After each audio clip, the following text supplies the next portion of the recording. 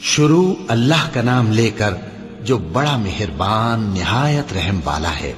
لوگو اپنے پروردگار کی عبادت کرو جس نے تم کو اور تم سے پہلے لوگوں کو پیدا کیا تاکہ تم اس کے عذاب سے بچو، جس نے تمہارے لیے زمین کو بچھونا اور آسمان کو چھت بنایا اور آسمان سے مے برسا کر تمہارے کھانے کے لیے انواع و اقسام کے میوے پیدا کیے۔ بس کسی کو اللہ کا ہمسر نہ بناؤ اور تم جانتے تو ہو، اور حق کو باطل کے ساتھ نہ ملاؤ، اور سچی بات کو جان بوجھ کر نہ چھپاؤ، اور نماز پڑھا کرو اور زکات دیا کرو، اور اللہ کے آگے جھکنے والوں کے ساتھ جھکا کرو۔ یہ کیا عقل کی بات ہے کہ تم لوگوں کو نیکی کرنے کو کہتے ہو اور اپنے تئیں فراموش کیے دیتے ہو، حالانکہ تم اللہ کی کتاب بھی پڑھتے ہو؟ کیا تم سمجھتے نہیں؟ اور رنج و تکلیف میں صبر اور نماز سے مدد لیا کرو، اور بے شک نماز گراں ہے مگر ان لوگوں پر گراں نہیں جو عجز کرنے والے ہیں، جو یقین کیے ہوئے ہیں کہ وہ اپنے پروردگار سے ملنے والے ہیں اور اس کی طرف لوٹ کر جانے والے ہیں۔ اور اے پیغمبر، جب تم سے میرے بندے میرے بارے میں دریافت کریں تو انہیں معلوم ہو کہ میں تو تمہارے پاس ہی ہوں۔ جب کوئی پکارنے والا مجھے پکارتا ہے تو میں اس کی دعا قبول کرتا ہوں، تو ان کو چاہیے کہ میرے حکموں کو مانیں اور مجھ پر ایمان رکھیں تاکہ نیک رستہ پائیں۔ لوگو جو چیزیں زمین میں حلال طیب ہیں وہ کھاؤ، اور شیطان کے قدموں پر نہ چلو، وہ تمہارا کھلا دشمن ہے۔ وہ تو تم کو برائی اور بے حیائی ہی کے کام کرنے کو کہتا ہے، اور یہ بھی کہ اللہ کی نسبت ایسی باتیں کہو جن کا تمہیں کچھ بھی علم نہیں۔ اے اہل ایمان، جو پاکیزہ چیزیں ہم نے تم کو عطا فرمائی ہیں ان کو کھاؤ، اور اگر اللہ ہی کے بندے ہو تو اس کی نعمتوں کا شکر بھی ادا کرو۔ اس نے تو تم پر بس مرا ہوا جانور اور لہو اور سور کا گوشت اور جس چیز پر اللہ کے سوا کسی اور کا نام پکارا جائے حرام کر دیا ہے۔ ہاں، جو مجبور ہو جائے بشرطے کہ اللہ کی نافرمانی نہ کرے اور حد ضرورت سے باہر نہ نکل جائے، اس پر کچھ گناہ نہیں۔ بے شک اللہ بخشنے والا ہے، رحم کرنے والا ہے۔ اور آپس میں ایک دوسرے کا مال ناحق نہ کھاؤ،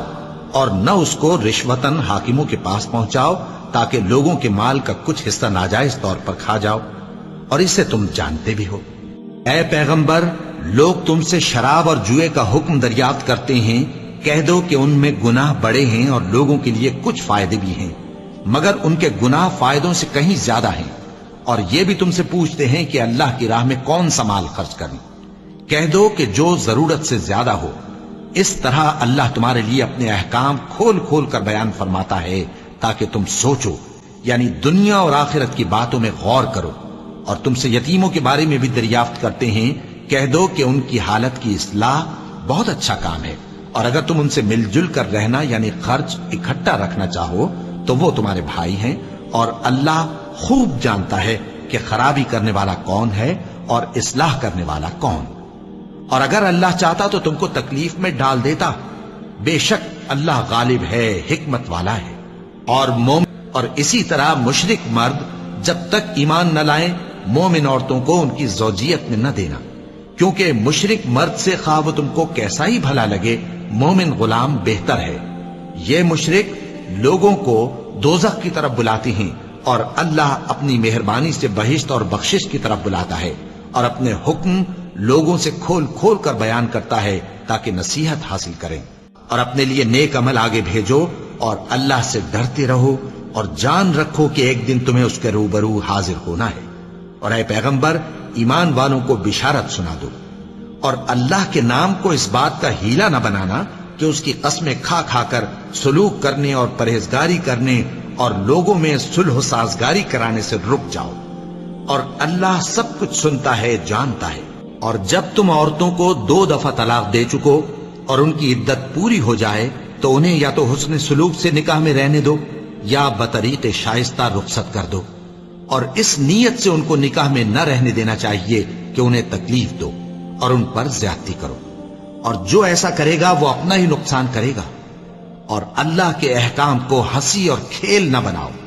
اور اللہ نے تم کو جو نعمتیں بخشی ہیں اور تم پر جو کتاب اور دانائی کی باتیں نازل کی ہیں جن سے وہ تمہیں نصیحت فرماتا ہے، ان کو یاد کرو اور اللہ سے ڈرتے رہو، اور جان رکھو کہ اللہ ہر چیز سے واقف ہے۔ مسلمانوں، سب نمازیں خصوصاً بیچ کی نماز یعنی نماز عصر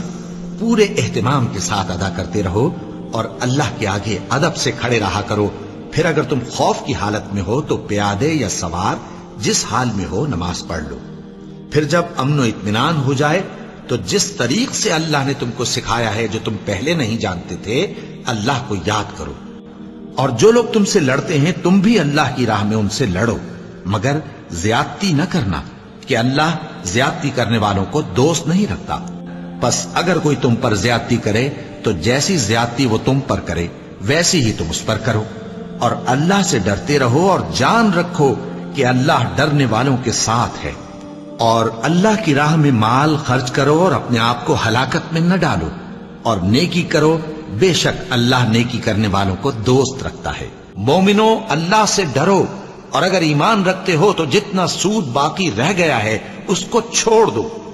پھر اگر ایسا نہ کرو گے تو تم اللہ اور اس کے رسول کی طرف سے اعلان جنگ سن لو، اور اگر توبہ کر لو گے اور سود چھوڑ دو گے تو تم کو اپنی اصل رقم لینے کا حق ہے، جس میں نہ اوروں کا نقصان اور نہ تمہارا نقصان۔ اور اگر قرض لینے والا تنگ دست ہو تو اسے کشائش کے حاصل ہونے تک مہلت دو، اور اگر زر قرض بخش دو تو وہ تمہارے لیے زیادہ اچھا ہے بشرطے کہ سمجھو۔ اور اس دن سے ڈرو جبکہ تم اللہ کے حضور میں لوٹ کر جاؤ گے، اور ہر شخص اپنے اعمال کا پورا پورا بدلہ پائے گا اور کسی کو کچھ نقصان نہ ہوگا۔ مومنو، جب تم آپس میں کسی میعاد معین کے لیے قرض کا معاملہ کرنے لگو تو اس کو لکھ لیا کرو، اور لکھنے والا تم میں کسی کا نقصان نہ کرے بلکہ انصاف سے لکھے۔ نیز لکھنے والا جیسا اللہ نے اسے سکھایا ہے لکھنے سے انکار بھی نہ کرے اور دستاویز لکھ دے، اور جو شخص قرض لے وہی دستاویز کا مضمون بول کر لکھوائے، اور اللہ سے کہ اس کا مالک ہے خوف کرے، اور زر قرض میں سے کچھ کم نہ لکھوائے۔ اور اگر قرض لینے والا کم عقل یا ضعیف ہو یا مضمون لکھوانے کی قابلیت نہ رکھتا ہو تو جو اس کا ولی ہو وہ انصاف کے ساتھ مضمون لکھوائے، اور اپنے میں سے 2 مردوں کو ایسے معاملے کے گواہ کر لیا کرو، اور اگر 2 مرد نہ ہوں تو 1 مرد اور 2 عورتیں جن کو تم گواہ پسند کرو کافی ہیں، کہ اگر ان میں سے ایک بھول جائے گی تو دوسری اسے یاد دلا دے گی۔ اور جب گواہ گواہی کے لیے طلب کیے جائیں تو انکار نہ کریں، اور قرض تھوڑا ہو یا بہت اس کی دستاویز کے لکھنے لکھانے میں سستی نہ کرنا۔ یہ بات اللہ کے نزدیک نہایت قرین انصاف ہے، اور شہادت کے لیے بھی یہ بہت درست طریقہ ہے۔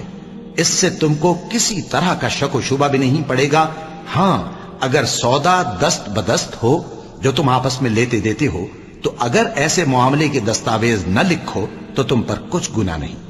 اور جب خرید و فروخت کیا کرو، مثلا زمین جائیداد کی، تو بھی گواہ کر لیا کرو، اور کاتب دستاویز اور گواہ معاملہ کرنے والوں کا کسی طرح کا نقصان نہ کریں۔ اگر تم لوگ ایسا کرو تو یہ تمہارے لیے گناہ کی بات ہے، اور اللہ سے ڈرو اور دیکھو کہ وہ تم کو کیسی مفید باتیں سکھاتا ہے، اور اللہ ہر چیز سے واقف ہے۔ اور اگر تم سفر پر ہو اور دستاویز لکھنے والا نہ مل سکے تو کوئی چیز رہن با قبضہ رکھ کر قرض لے لو، اور اگر تم میں سے کوئی دوسرے کو امین سمجھے یعنی رہن کے بغیر قرض دے دے تو امانت دار کو چاہیے کہ صاحب امانت کی امانت ادا کر دے، اور اللہ سے جو اس کا پروردگار ہے ڈرے، اور دیکھنا شہادت کو مت چھپانا، جو اس کو چھپائے گا وہ دل کا گناہگار ہوگا، اور اللہ تمہارے سب کاموں سے واقف ہے۔ جس طرح من جملہ اور نعمتوں کے ہم نے تمہیں میں سے ایک رسول بھیجے ہیں جو تم کو ہماری آیتیں پڑھ پڑھ کر سناتے اور تمہیں پاک بناتے، اور کتاب یعنی قرآن اور دانائی سکھاتے ہیں، اور ایسی باتیں بتاتے ہیں جو تم پہلے نہیں جانتے تھے، سو تم مجھے یاد کیا کرو، میں تمہیں یاد کیا کروں گا، اور میرا احسان مانتے رہنا اور میری ناشکری نہ کرنا۔ اے ایمان والو، صبر اور نماز سے مدد لیا کرو، بے شک اللہ صبر کرنے والوں کے ساتھ ہے۔ جو لوگ ایمان لائے ہیں ان کا دوست اللہ ہے کہ اندھیرے سے نکال کر روشنی میں لے جاتا ہے، اور جو کافر ہیں ان کے دوست شیطان ہیں کہ ان کو روشنی سے نکال کر اندھیرے میں لے جاتے ہیں۔ یہی لوگ اہل دوزخ ہیں کہ اس میں ہمیشہ رہیں گے۔ جو لوگ اپنا مال اللہ کی راہ میں خرچ کرتے ہیں ان کے مال کی مثال اس دانے کی سی ہے جس سے 7 بالیں اگیں اور ہر ایک بال میں 100 دانے ہوں، اور اللہ جس کے اجر کو چاہتا ہے اور زیادہ کرتا ہے، اور اللہ کشائش والا ہے، سب کچھ جاننے والا ہے۔ جو لوگ اپنا مال اللہ کے راستے میں صرف کرتے ہیں پھر اس کے بعد نہ اس خرچ کا کسی پر احسان رکھتے ہیں اور نہ کسی کو تکلیف دیتے ہیں، ان کا صلہ ان کے پروردگار کے پاس تیار ہے، اور قیامت کے روز نہ ان کو کچھ خوف ہوگا اور نہ وہ غمگین ہوں گے۔ جس خیرات کے دینے کے بعد لینے والے کو ایذا دی جائے اس سے تو نرم بات کہہ دینی اور درگزر کرنا بہتر ہے، اور اللہ بے نیاز ہے، بردبار ہے۔ مومنوں، اپنے صدقات و خیرات احسان رکھنے اور ایذا دینے سے اس شخص کی طرح برباد نہ کر دینا جو لوگوں کو دکھاوے کے لیے مال خرچ کرتا ہے اور اللہ اور روز آخر پر ایمان نہیں رکھتا، تو اس کے مال کی مثال اس چٹان کی سی ہے جس پر تھوڑی سی مٹی پڑی ہو اور اس پر زور کا مے برس کر اسے صاف کر ڈالے۔ اسی طرح یہ ریاکار لوگ اپنے اعمال کا کچھ بھی صلہ حاصل نہیں کر سکیں گے، اور اللہ ایسے ناشکروں کو ہدایت نہیں دیا کرتا۔ اور جو لوگ اللہ کی خوشنودی حاصل کرنے کے لیے اور خلوص نیت سے اپنا مال خرچ کرتے ہیں، ان کی مثال ایک باغ کی سی ہے جو اونچی جگہ پر واقع ہو، جب اس پر زور کا مے پڑے تو دگنا پھل لائے، پھر اگر مے نہ بھی پڑے تو خیر پھوار ہی صحیح، اور اللہ تمہارے کاموں کو دیکھ رہا ہے۔ مومنوں، جو پاکیزہ اور عمدہ مال تم کماتے ہو اور جو چیزیں ہم تمہارے لیے زمین سے نکالتے ہیں ان میں سے اللہ کی راہ میں بھی خرچ کرو، اور بری اور ناپاک چیزیں دینے کا قصد نہ کرنا کہ اگر وہ چیزیں تمہیں دی جائیں تو بجز اس کے کہ لیتے وقت آنکھیں بند کر لو، ان کو کبھی نہ لو، اور جان رکھو کہ اللہ بے نیاز ہے، خوبیوں والا ہے۔ شیطان تمہیں تنگ دستی کا خوف دلاتا اور بے حیائی کے کام کرنے کو کہتا ہے، اور اللہ تم سے اپنی بخشش اور رحمت کا وعدہ کرتا ہے، اور اللہ کشائش والا ہے، سب کچھ جاننے والا ہے۔ اور اس دن سے ڈرو جب کوئی کسی کے کچھ بھی کام نہ آئے اور نہ کسی کی سفارش منظور کی جائے اور نہ کسی سے کسی طرح کا بدلہ قبول کیا جائے اور نہ لوگ کسی اور طرح مدد حاصل کر سکیں، اور نماز ادا کرتے رہو اور زکوٰۃ دیتے رہو، اور جو بھلائی اپنے لیے آگے بھیج رکھو گے اس کو اللہ کے ہاں پالو گے۔ کچھ شک نہیں کہ اللہ تمہارے سب کاموں کو دیکھ رہا ہے۔ اور اس دن سے ڈرو جب کوئی شخص کسی شخص کے کچھ کام نہ آئے اور نہ اس سے بدلہ قبول کیا جائے اور نہ اس کو کسی کی سفارش کچھ فائدہ دے اور نہ لوگوں کو کسی اور طرح کی مدد مل سکے۔ اور بعض لوگ ایسے ہیں جو غیر اللہ کو اللہ کا شریک بناتے اور ان سے اللہ کی سی محبت کرتے ہیں، لیکن جو ایمان والے ہیں وہ تو اللہ ہی کے سب سے زیادہ دوست دار ہیں۔ اور اے کاش ظالم لوگ جو بات عذاب کے وقت دیکھیں گے اب دیکھ لیتے کہ سب طرح کی طاقت اللہ ہی کو ہے، اور یہ کہ اللہ سخت عذاب کرنے والا ہے۔ اس دن کفر کے پیشوا اپنے پیروں سے بیزاری ظاہر کریں گے اور دونوں عذاب الہی دیکھ لیں گے اور ان کے آپس کے تعلقات منقطع ہو جائیں گے۔ یہ حال دیکھ کر پیروی کرنے والے حسرت سے کہیں گے کہ اے کاش ہمیں پھر دنیا میں جانا نصیب ہو تاکہ جس طرح یہ ہم سے بیزار ہو رہے ہیں اسی طرح ہم بھی ان سے بیزار ہوں۔ اس طرح اللہ ان کے اعمال حسرت بنا کر دکھائے گا اور وہ دوزخ سے نکل نہیں سکیں گے۔ مومنوں، اسلام میں پورے پورے داخل ہو جاؤ اور شیطان کے پیچھے نہ چلو، وہ تو تمہارا کھلا دشمن ہے۔ پھر اگر تم احکام روشن پہنچ جانے کے بعد لڑکھڑا جاؤ تو جان رکھو کہ اللہ غالب ہے، حکمت والا ہے۔ اور جو کافر ہیں ان کے لیے دنیا کی زندگی خوشنما کر دی گئی ہے اور وہ مومنوں سے تمسخر کرتی ہیں، لیکن جو پرہیزگار ہیں وہ قیامت کے دن ان سے اوپر ہوں گے، اور اللہ جس کو چاہتا ہے بے حساب رزق دیتا ہے۔ اے ایمان والو، جو مال ہم نے تم کو دیا ہے اس میں سے اس دن کے آنے سے پہلے پہلے خرچ کر لو جس میں نہ اعمال کا سودا ہو اور نہ دوستی اور سفارش ہو سکے، اور کفر کرنے والے لوگ ظالم ہیں۔ اگر تم خیرات ظاہر کر کے دو تو وہ بھی خوب ہے، اور اگر پوشیدہ دو اور دو بھی ضرورت مندوں کو تو یہ تمہارے لیے بہتر ہے،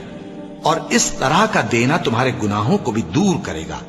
اور اللہ کو تمہارے سب کاموں کی خبر ہے۔ اے نبی صلی اللہ علیہ وآلہ وسلم،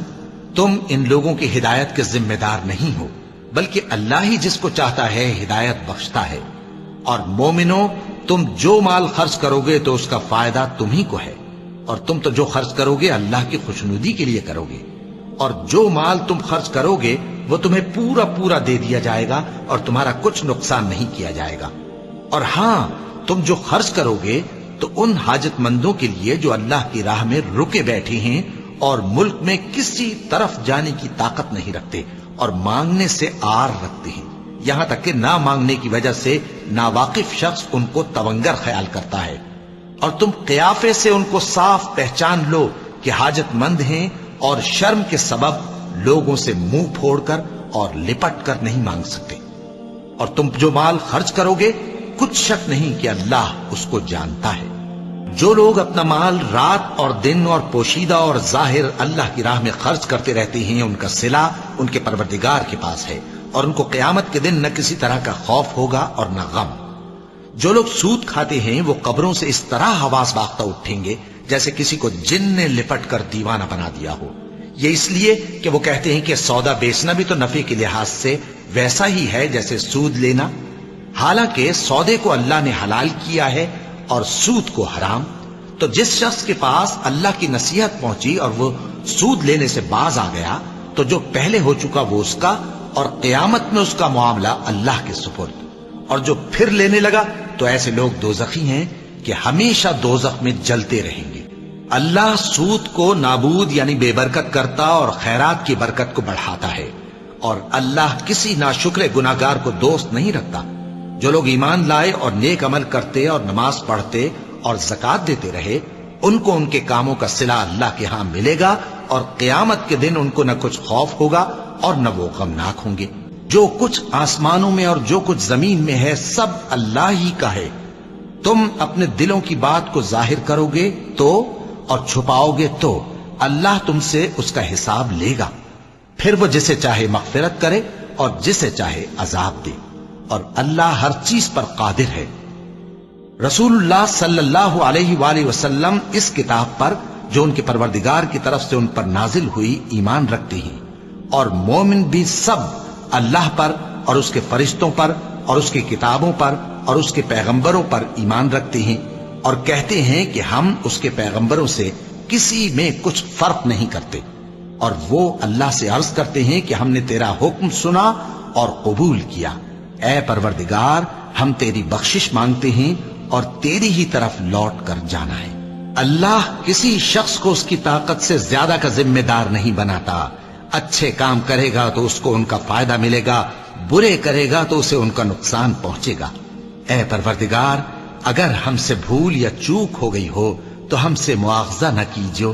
اے پروردگار، ہم پر ایسا بوجھ نہ ڈالیو جیسا تو نے ہم سے پہلے لوگوں پر ڈالا تھا۔ اے پروردگار، جتنا بوجھ اٹھانے کی ہم میں طاقت نہیں اتنا بوجھ ہم پر نہ رکھیو، اور اے پروردگار ہمارے گناہوں سے درگزر کر اور ہمیں بخش دے اور ہم پر رحم فرما، تو ہی ہمارا مددگار ہے، سو ہم کو کافروں پر غالب کر۔